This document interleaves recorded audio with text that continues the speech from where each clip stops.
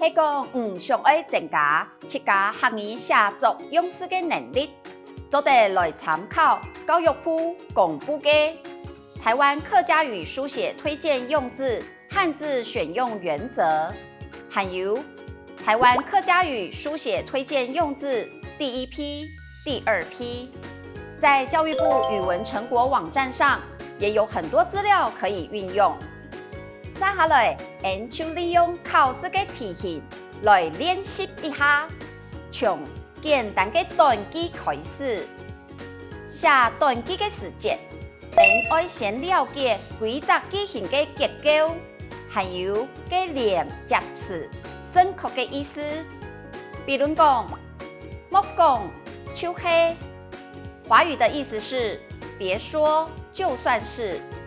我们可以这样写。莫讲请阿妹过顾生日呢，就是阿爸来顾，妹就得顾到同好。别说只有妈妈会照顾小孩，就算是爸爸来照顾，也可以照顾得很好。另外一句，黑毛、秋毛，华语的意思是，要是没有就没有。我们可以这样写。希望该用时同爱天数，就无爱亚哈的神秋。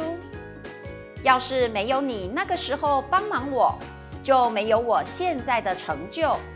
再来，你进行短篇写作的练习，差不多这里要写30到40个字，一样要多用客语的特征词来回答。比如这个题目。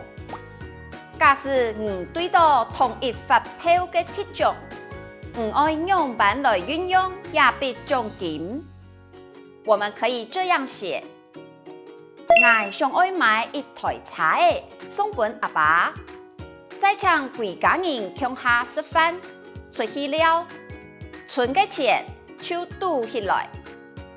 像上面例句中，车共下吃饭，出去了。